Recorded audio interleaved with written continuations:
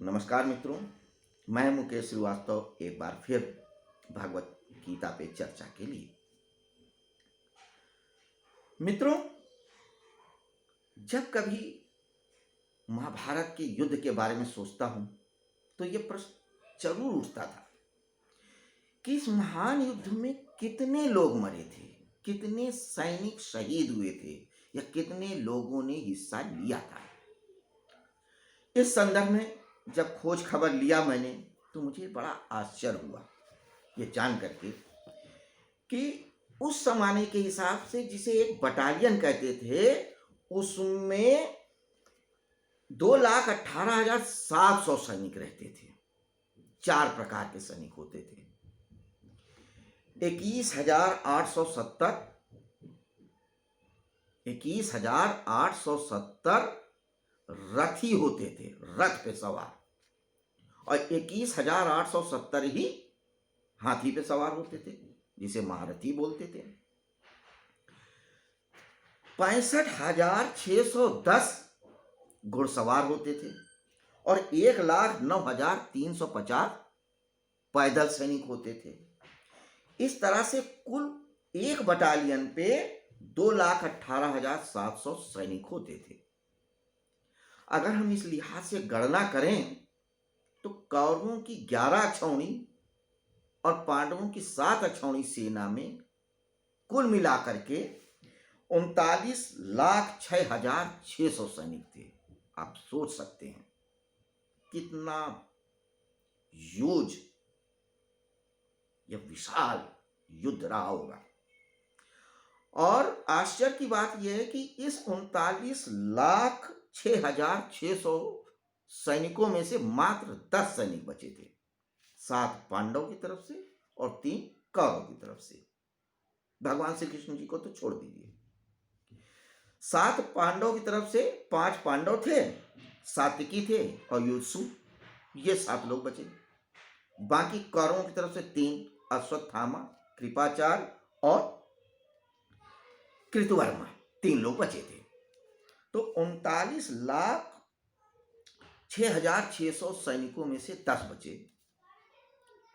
इधर आप देखिए कि हमारे 2 महायुद्ध हुए, उनमें से कुल मिला के 4-5 लाख लोग मरे होंगे जिनकी भी कोई प्रॉपर गणना नहीं है।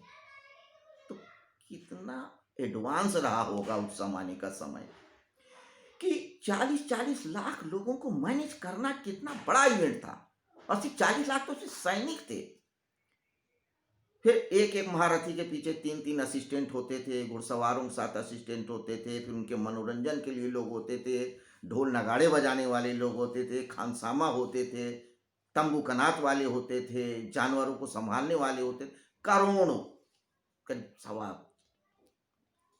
करोड़ आदमी रहा होगा इंद्रप्रस्थ के 40 किलोमीटर के दायरे में। यह महान युद्ध हुआ और इस महान युद्ध के बाद इतिहास ये बदल गया। पूरा का पूरा इतिहास बदलता भी क्यों नहीं।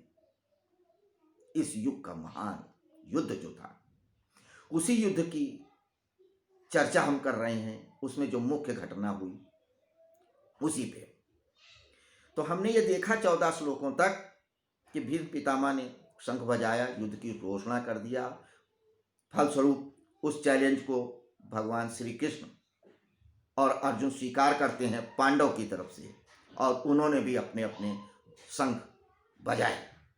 कौन से शंख बजाए? देखिए, पांचजन्यम ऋषिकेशो देवदत्तम धनंजय पौंड्रो दधमो महाशंखम भीम कर्मा ब्रकोदरा। 5 जन, देवदत्त और पौंड्र, 3 दिव्य शंख बजाए गए। भगवान श्री कृष्ण,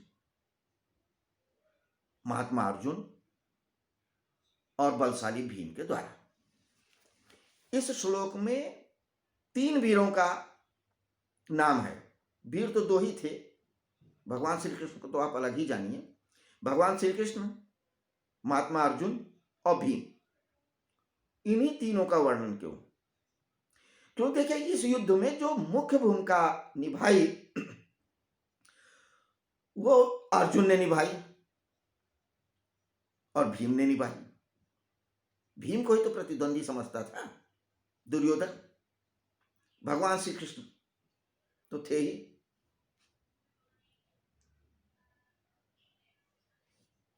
जब युद्ध खत्म हो गया था तो पूछा धृतराष्ट्र ने संजय से, तो संजय ने कहा था मुझे तो चारों तरफ भगवान श्री कृष्ण ही युद्ध लड़ते दिख रहे थे, इधर से भी उधर से ही, सब कुछ उन्हीं की माया थी, है उन्हीं की माया। तो अर्जुन और भीम का वर्णन इस श्लोक में इसीलिए किया गया। अब संघ की बात करें, 3 संघ हैं, 5 जन, देवदत्त और पांडव। तो 5 जन संघ के बारे में बड़ी मीठी सी कथा है। 2 प्रकार की कथाएं हैं। एक तो कथा यह कहती है कि भगवान श्री कृष्ण के गुरु संदीपनी ने गुरु दक्षिणा में भगवान श्री कृष्ण ने कहा कि हमें मेरा पुत्र ले आकर के दे दो जो समुद्र में डूब के खत्म हो गया है। तो भगवान श्री कृष्ण समुद्र के अंदर जाते हैं, वहां पंचजन्य नामक एक राक्षस को मारते हैं और फिर उसके पुत्र को ले आकर के देते हैं गुरु को गुरु दक्षिणा में। दूसरी कथा यह कहती है कि जब समुद्र मंथन हुआ था तो पांचजन्य नामक एक शंख निकला था 14 रत्नों में, जिसे भगवान विष्णु अर्थात श्री कृष्ण ने अपने लिए रख लिया था। उसी 5 जन्य शंख को बजाते हैं। लेकिन जहां तक मैं समझता हूं कि समुद्र मंथन भी हमारे अंदर की सद्वृत्तियों कुवृत्तियों का मंथन है, जिसमें से रत्न निकलते हैं। महाशंख, 5 जन, 5 इंद्रियां भी तो हैं। और दूसरी कहानी में भी देखिए भगवान श्री कृष्ण समुद्र में जाते हैं तो दोनों कहानियों में समुद्र आता है। शरीर के अंदर भी तो समुद्र है, 70% पानी है, 30% पृथ्वी है, तत्व है ठोस।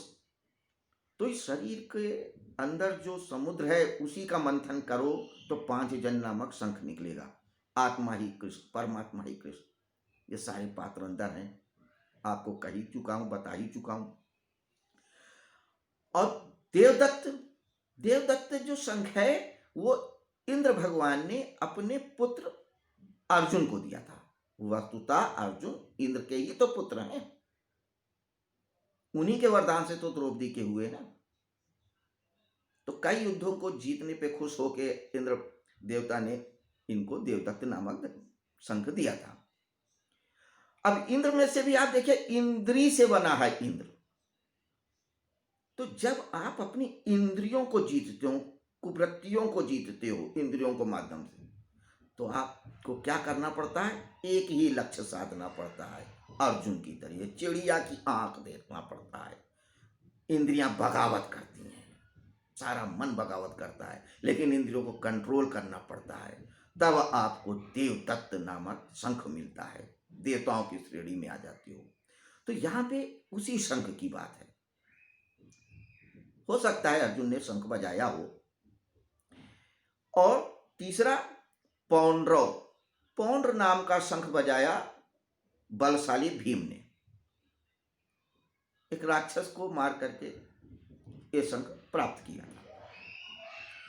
और ब्रकोदरा, भीमकर्मा, ब्रकोदरा, ब्रक नाम की एक नाड़ी होती है उदर में जो भोजन को पचाती है। भीम बहुत ज्यादा भोजन करते थे, उनकी पेट की अग्नि उसको पचा लेती थी, जठराग्नि। ब्रक नामक यही नाड़ी बहुत एक्टिव थी। भीम बड़े बड़े राक्षसों को मारा, इसलिए उनका नाम भीमकर्मा भी पड़ा।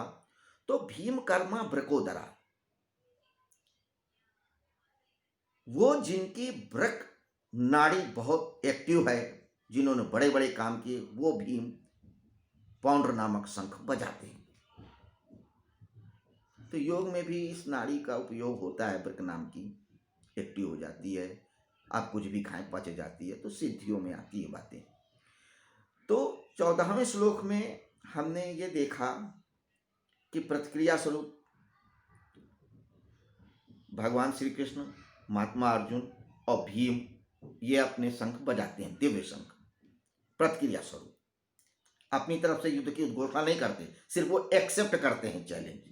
तो उन्होंने एक्सेप्ट कर लिया, फाइनली एग्रीड कि आओ लड़ें, देखते हैं।